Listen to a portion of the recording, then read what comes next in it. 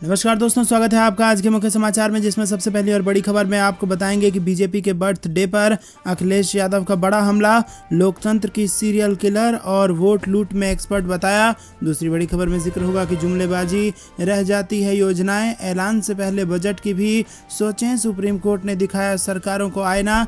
तीसरी बड़ी खबर में आपको बताएंगे कि सेना में भर्ती के मुद्दे पर बोले राहुल गांधी, नौजवान देश के लिए जान देने को हैं तैयार, लेकिन सरकार को घेरा। और इसी के साथ चौथी बड़ी खबर में आपको बताएंगे कि गुजरात सरकार ने गांधी आश्रम से शुरू किया गौरव यात्रा, 1 जून को राजघाट में होगा समापन। और पांचवी बड़ी खबर में जिक्र होगा कि कांग्रेस का बीजेपी पर हमला, कहा मुल्क के लोग महंगे मोदीवाद से हैं त्रस्त। दोस्तों, हर एक खबर की गहराई में आपको ले जाएंगे, लेकिन उससे पहले अगर आप भी बढ़ती महंगाई के लिए मोदी सरकार को जिम्मेदार मानते हैं और विरोध करते हैं तो वीडियो को लाइक कीजिए, चैनल पर नए हैं तो लाल बटन को दबा के चैनल का सब्सक्राइब कीजिए और घंटी बजाकर कमेंट में लिखिए जय हिंद। दोस्तों, रुक करते हैं सबसे पहली और बड़ी खबर की तरफ। बीजेपी के बर्थडे पर अखिलेश यादव का बड़ा हमला, लोकतंत्र की सीरियल किलर और वोट लूट में एक्सपर्ट बताया। जी हां दोस्तों, उत्तर प्रदेश के पूर्व मुख्यमंत्री और समाजवादी पार्टी अध्यक्ष अखिलेश यादव ने भारतीय जनता पार्टी पर बड़ा हमला किया है। सपा अध्यक्ष ने पंचायत और विधान परिषद चुनाव में गड़बड़ी का आरोप लगाते हुए भाजपा को लोकतंत्र का सीरियल किलर बताया है। उन्होंने महंगाई को लेकर भी निशाना साधा तो बीजेपी की नई टोपी पर चुटकी भी ली है। अखिलेश यादव ने कन्नौज में कहा कि बीजेपी लोकतंत्र की सीरियल किलर है, लोकतंत्र में वोट कैसे लूटा जाता है, भाजपा उसकी एक्सपर्ट बन गई है। कन्नौज में कई साथी पर्चा नहीं भर पाए थे, एटा में पुलिस कप्तान और डीएम ने मिलकर पर्चा नहीं भरने दिया, फर्रुखाबाद के साथियों के साथ ही यही हुआ। दोस्तों, रुक करते हैं अगली बड़ी खबर की तरफ। जुमलेबाजी रह जाती है योजनाएं, ऐलान से पहले बजट की भी सोचें, सुप्रीम कोर्ट ने दिखाया सरकारों को आईना। जहां दोस्तों, सुप्रीम कोर्ट ने सरकारी योजनाओं के ऐलान और उनके प्रभावी अमल में बड़ा अंतर होने को लेकर सरकारों को आईना दिखाया है। अदालत ने कहा कि सरकार को किसी भी योजना का ऐलान करने से पहले उसके वित्तीय प्रभावों के बारे में सोचना चाहिए। कोर्ट ने शिक्षा का अधिकार अधिनियम का हवाला देते हुए कहा कि ये एक उत्कृष्ट उदाहरण है जहां एक अधिकार बना दिया गया है, लेकिन स्कूल कहां है। जस्टिस यू ललित की अगुवाई वाली बेंच ने प्रताड़ित महिलाओं को कानूनी सहायता प्रदान करने के लिए बुनियादी ढांचा विकसित करने की मांग वाली याचिका पर सुनवाई करते हुए ये बात कही है। शीर्ष न्यायालय ने कहा कि हम आपको सलाह देंगे कि जब भी आप इस प्रकार की योजनाओं या विचारों के साथ आते हैं तो हमेशा वित्तीय प्रभावों को ध्यान में रखें। पीठ में न्यायमूर्ति एस.आर. भट्ट और न्यायमूर्ति पी.एस. नरसिम्हा भी शामिल हैं। दोस्तों, रुक करते हैं अगली बड़ी खबर की तरफ। सेना में भर्ती के मुद्दे पर बोले राहुल गांधी, नौजवान देश के लिए जान देने को तैयार, लेकिन सरकार को लेकर घेरा। जी हां दोस्तों, आपको बता दें कि कांग्रेस के पूर्व अध्यक्ष राहुल गांधी ने सेना की भर्ती के मुद्दे पर केंद्र सरकार को घेरा है। उन्होंने कहा कि नौजवान देश के लिए जान देने को तैयार है, लेकिन ये निकम्मी सरकार सेना में भर्तियां करने के लिए तैयार नहीं है। राहुल गांधी ने बुधवार को ट्विटर पर कुछ नौजवानों वीडियो शेयर करते हुए लिखा कि नौजवान देश के लिए जान देने के लिए तैयार है। दोस्तों, आपको बता दें कि राहुल गांधी ने जो वीडियो शेयर किया है उसमें वो युवक भी है जो राजस्थान के सीकर से दौड़कर दिल्ली पहुंचा था। उसने 50 घंटे में 300 किलोमीटर का सफर तय किया। ये युवक सेना में शामिल होने के लिए सीकर से दिल्ली में एक प्रदर्शन में शामिल होने के लिए पहुंचा था। दोस्तों, रुक करते हैं अगली बड़ी खबर की तरफ। कांग्रेस का बीजेपी पर हमला, कहा मुल्क के लोग महंगे मोदीवाद से हैं त्रस्त। जहां दोस्तों, कांग्रेस ने हाल में हुए उत्तर प्रदेश समेत 4 राज्यों के विधानसभा चुनाव में भारतीय जनता पार्टी की जीत को लूट का लाइसेंस करार देते हुए बुधवार को कहा कि देश में अब महंगाई ही इवेंट है और मुल्क के लोग महंगे मोदीवाद से त्रस्त हैं। कांग्रेस के राष्ट्रीय प्रवक्ता गौरव बल्लभ ने यहां प्रेस वार्ता में कहा कि केंद्र की मोदी सरकार द्वारा 1 अप्रैल से देश की जनता पर लादी गई क्रूर, भारी और कमर तोड़ मूल्य वृद्धि ने देश के हर परिवार का बजट बिगाड़ दिया है। भाजपा की चुनावी जीत लूट का लाइसेंस बन गई है और भाजपा सरकार ने हिंदू नववर्ष में देश पर 1,60,321 करोड़ रुपए का बोझ लादकर उसे नए साल का उपहार दिया है। उन्होंने कहा कि महंगाई हर व्यक्ति की रोजी रोटी के लिए सबसे बड़ी चुनौती बन गई है। महंगाई हर परिवार के जीवन व आजीविका पर हमला बोल रही है। महंगाई हर नागरिक के जीवन का अभिशाप बन गई है, लेकिन इस वक्त देश में महंगाई ही इवेंट है जिसका जश्न भाजपा और मोदी सरकार सरकार दूसरे देश के नागरिकों का उपहास करने के लिए मनाया जा रहा है। दोस्तों रुक करते हैं अगली बड़ी खबर की तरफ। बढ़ती महंगाई पर बीजेपी सरकार को घेरेगी कांग्रेस, 7 अप्रैल को लखनऊ सहित देश भर में हल्ला बोल। जी हां दोस्तों, देश में तेजी से बढ़ रही महंगाई को लेकर कांग्रेस पार्टी मोदी सरकार को घेरने के लिए मैदान में उतरने जा रही है। लखनऊ स्थित प्रदेश कार्यालय पर कांग्रेस के राष्ट्रीय प्रवक्ता गौरव वल्लभ ने प्रेस कॉन्फ्रेंस कर महंगाई के खिलाफ बीजेपी सरकार पर जमकर हमला बोला। उन्होंने कहा कि 5 राज्यों के चुनाव के बाद अब सरकार फिर से गरीबों की जेब पर डाका डाल रही है। उन्होंने कहा कि 4 राज्यों में जीत मिल गई है तो वो फिर से हर रोज पेट्रोल डीजल के दाम बढ़ाने लगे हैं और अभी तक इसमें 10 रुपए की वृद्धि हो चुकी है। टोल टैक्स भी 10 से 18% तक बढ़ गया है। कांग्रेस पार्टी इसके खिलाफ 7 अप्रैल को लखनऊ में प्रदर्शन करेगी। कांग्रेस प्रवक्ता गौरव वल्लभ ने कहा कि उपचुनाव में मिली हार के बाद बीजेपी सरकार ने पेट्रोल डीजल के दामों को घटाया है। उन्होंने 5 राज्यों के चुनाव में हार का डर सताने लगा था, लेकिन जैसे ही 5 में से 4 राज्यों में उन्होंने चुनाव जीती तो उन्होंने जनता की जेब पर डाका डालना शुरू कर दिया। गौरव वल्लभ ने कहा कि ये सरकार चंद पूंजीपतियों के लिए काम कर रही है और इन्हें आम जनता से कोई मतलब नहीं है। दोस्तों रुक करते हैं अगली बड़ी खबर की तरफ। बीजेपी को अलग थलग कर वो हार जाएगी, सीताराम येचुरी ने विपक्ष को दिया 2024 में जीत का फार्मूला।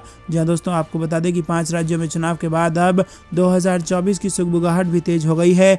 माकपा के महासचिव सीताराम येचुरी का कहना है कि सभी सेक्युलर दलों की प्राथमिकता देश और संविधान को बचाने के साथ लोगों के अधिकारों की रक्षा करना है, इसीलिए भाजपा को सत्ता से हटाना जरूरी है। उनका कहना है कि भाजपा को अलग थलग करना होगा और इसके लिए सभी धर्मनिरपेक्ष ताकतों को अपने मतभेद भुलाकर एक मजबूत मोर्चा बनाने की जरूरत है, तभी भाजपा का सफाया संभव होगा। केरल के कन्नूर में माकपा की आज से शुरू हुई 23वीं पार्टी कांग्रेस में येचुरी ने कहा कि इस बैठक में हम उन सभी विकल्पों पर चर्चा करेंगे जिससे बीजेपी के खिलाफ एक सशक्त मोर्चा तैयार किया जा सके और इस दिशा में कैसे आगे बढ़ना है, इस पर पार्टी कांग्रेस मंथन करेगी। उन्होंने कहा कि माकपा संयुक्त मोर्चा बनाने की कोशिश करेगी ताकि भाजपा को सत्ता से बाहर रखा जा सके। दोस्तों रुक करते हैं अगली बड़ी खबर की तरफ। संजय राउत की संपत्ति कुर्क करना अन्याय है, पीएम मोदी से मिलकर बोले शरद पवार। जी हां दोस्तों, राष्ट्रवादी कांग्रेस पार्टी के राष्ट्रीय अध्यक्ष शरद पवार ने कहा कि शिवसेना के राज्यसभा सांसद संजय राउत की संपत्ति को कुर्क करना उनके साथ अन्याय है। शरद पवार ने बुधवार को संसद में प्रधानमंत्री नरेंद्र मोदी के कार्यालय में उनसे मुलाकात की। दोनों नेताओं के बीच करीब 20 मिनट बातचीत हुई। मुलाकात के बाद शरद पवार ने एक प्रेस कॉन्फ्रेंस के दौरान ये बातें कही हैं। दोस्तों आपको बता दें कि दोनों नेताओं की बातचीत प्रवर्तन निदेशालय की ओर से कुछ भूमि सौदे से जुड़ी मनी लॉन्ड्रिंग जांच में शिवसेना नेता संजय राउत की पत्नी और उनके एक सहयोगी की 11.15 करोड़ रुपए से अधिक की संपत्ति कुर्क करने के एक दिन बाद हुई है। रुक करते हैं अगली बड़ी खबर की तरफ। भारत में कोरोना वायरस के नए वेरिएंट सी का पहला मामला मुंबई में मिला। जी हां दोस्तों, मुंबई में कोविड-19 के ओमिक्रॉन के नए वेरिएंट का पहला केस मिला है और यहां ओमिक्रॉन के सी वेरिएंट का पहला मामला दर्ज किया गया है। वहीं ओमिक्रॉन के कप्पा वेरिएंट का भी एक केस मिला है।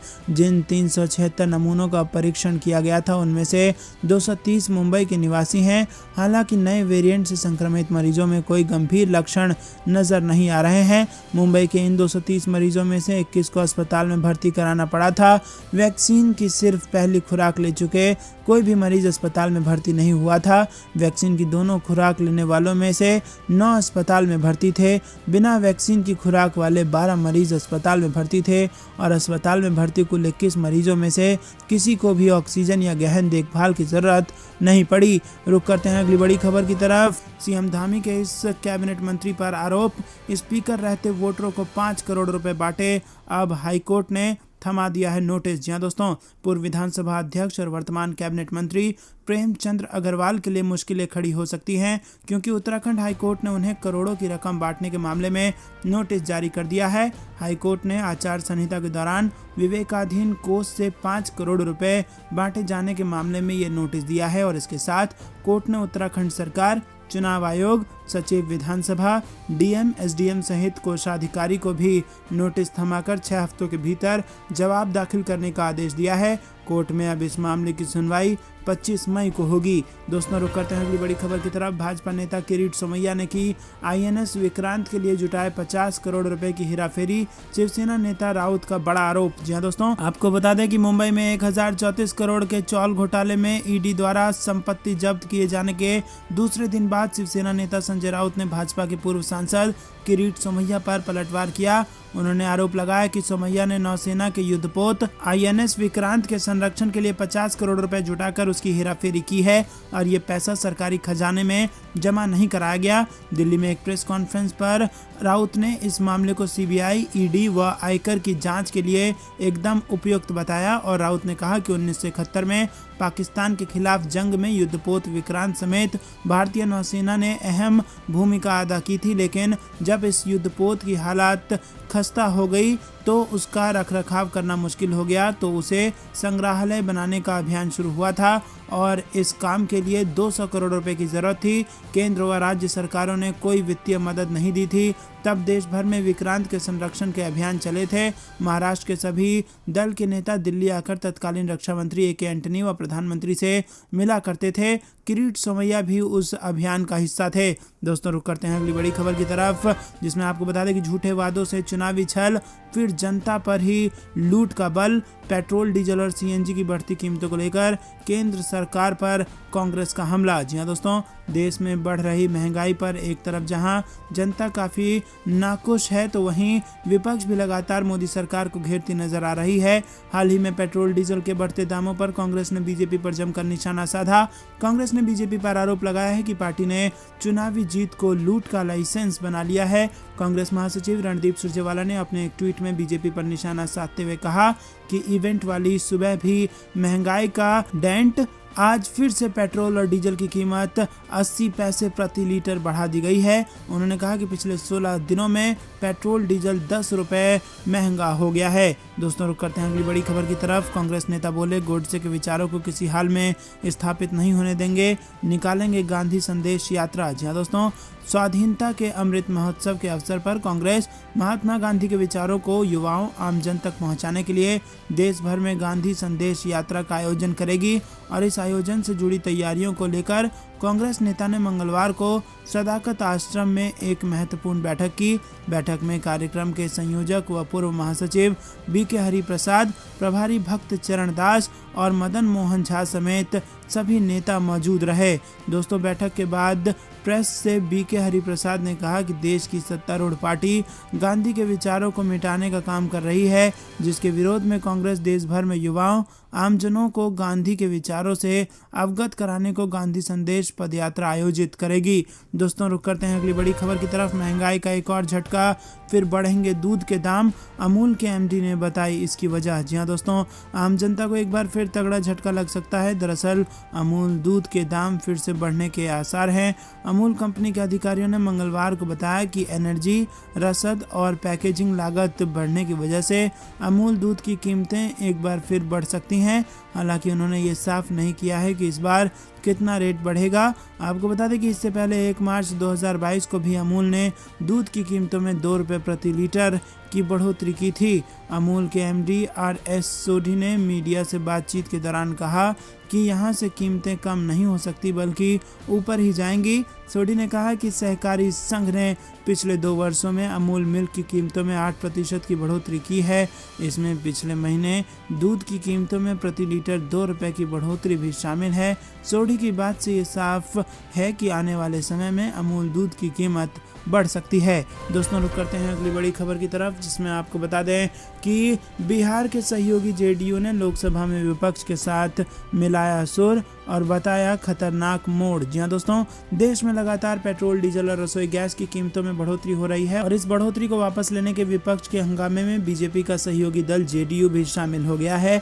भाजपा के सहयोगी जेडीयू ने मंगलवार को सुझाव दिया कि मुद्रास्फीति दर एक गंभीर मोड़ ले रहा है और इस पर सरकार को तेजी से काम करना चाहिए। जेडीयू की ओर से ये कहा गया कि ये गरीब सहित समाज के सभी वर्गों को प्रभावित कर रहा है। दोस्तों रुक करते हैं अगली बड़ी खबर की तरफ, जिसमें आपको बता दें कि पेट्रोल, डीजल और रसोई गैस के बाद अब रुला रही है सब्जियों की कीमत। 100 रुपए में बिक रही है ये सब्जियां। जी हाँ दोस्तों, देश इन दिनों महंगाई की मार से जूझ रहा है। पेट्रोल, डीजल और रसोई गैस के बाद अब सब्जियों की कीमतों में भी आग लग गई है। संगम नगरी प्रयागराज में तो सब्जियों की कीमत आसमान छू रही हैं। दोस्तों आपको बता दें कि पिछले एक महीने में यहाँ सब्जी के दाम 2.5 से 3 गुना तक बढ़ गए हैं। इससे लोगों को खासी दिक्कतों का सामना करना पड़ रहा है। प्रयागराज में ज़्यादातर हरी सब्जियां 100 रुपए किलो बिक रही हैं। और आपको बता दें कि जानकारों का कहना है कि पेट्रोल, डीजल की बढ़ती कीमतों का असर अब हर आम चीज़ पर दिखाई देने लगा है। प्रयागराज में बढ़ती गर्मी के साथ सब्जियों के दाम भी आग उगलने लगे हैं। यहाँ पर भिंडी, मूली, परवल, चौरा, करेला और कंदूरी जैसी सब्जियों के दाम 100 रुपए प्रति किलो पहुंच गए हैं, जबकि आलू 25 रुपए, टमाटर और प्याज 40 रुपए, अदरक 70 रुपए और हरी मिर्च 150 रुपए किलो बिक रहा है। इस तरह बैंगन और गाजर 40 रुपए, कटहल 60 रुपए, लहसुन 120 रुपए और इसी प्रकार दोस्तों कई सारी ऐसी सब्जियां हैं जो 100 रुपए से ऊपर बिक रही हैं। दोस्तों आपको बता दें कि सब्जियों की बढ़ी हुई कीमतों ने लोगों के खाने की थाली का स्वाद बिगाड़ दिया है। लोगों के घर का बजट इससे बुरी तरह से प्रभावित हो रहा है। लोगों का कहना है कि महीने भर पहले एक दिन की सब्जी 100 रुपए में आ जाती थी, लेकिन अब वही सब्जी 200 से 250 रुपए में मिलती है। दोस्तों रुक करते हैं अगली बड़ी खबर की तरफ। हिजाब हलाल, अजान और अब दुकान। कर्नाटक से दिल्ली, महाराष्ट्र तक मचा घमासान। जी हाँ दोस्तों, आपको बता दें ये बेहद बड़ी खबर निकल के आ रही है। पहले हिजाब आया, फिर हलाल आया, उसके बाद अजान आया और अब दुकान आया। देश में एक बार फिर से हिंदू बनाम मुस्लिम की राजनीति तेज हो गई है। कर्नाटक में हिजाब से शुरू हुई सियासत दिल्ली में दुकान बंद कराने के मसले तक आ पहुंची है। कर्नाटक में हिंदू संगठनों ने हलाल मीट ना खरीदने की अपील की थी। वहीं दिल्ली में नवरात्रि के दौरान मीट शॉप बंद करने को कह दिया गया है। दोस्तों आपको बता दें कि दिल्ली में बीजेपी नवरात्रि के दौरान मीट शॉप बंद कराने की बात कर रही है। दक्षिण दिल्ली और पूर्वी दिल्ली के मेयर ने नवरात्रि के समय मीट शॉप बंद रखने को कहा है। दक्षिण दिल्ली नगर निगम के मेयर मुकेश सूर्यन ने कमिश्नर ज्ञानेश भारती को एक पत्र लिखकर कहा कि नवरात्रि के समय मीट की दुकानें खोलने की जरूरत नहीं है।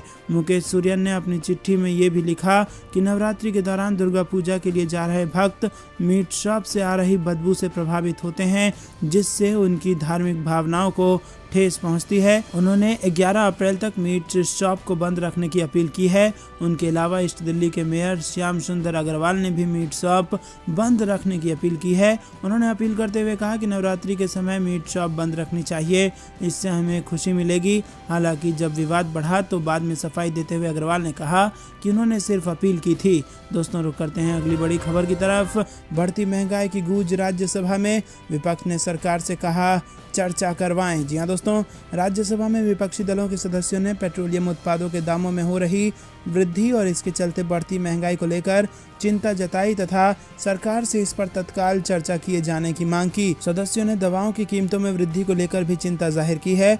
उच्च सदन की बैठक शुरू होने पर सभापति एम वेंकैया नायडू ने आवश्यक दस्तावेज सदन के पटल पर रखवाए और उसके बाद उन्होंने कहा कि कई सदस्यों ने नियम 267 के तहत नियत कामकाज स्थगित करने और पेट्रोलियम उत्पादों के दाम में हो रही वृद्धि तथा इसके चलते बढ़ती महंगाई पर चर्चा करने के लिए नोटिस दिए हैं। सभापति ने कहा कि उन्होंने इन नोटिस को स्वीकार नहीं किया है क्योंकि सदस्यों ने विनियोग विधेयक और वित्त विधेयक पर चर्चा के दौरान पेट्रोलियम उत्पादों के दाम में हो रही वृद्धि तथा महंगाई के मुद्दे पर अपनी बात रखी है।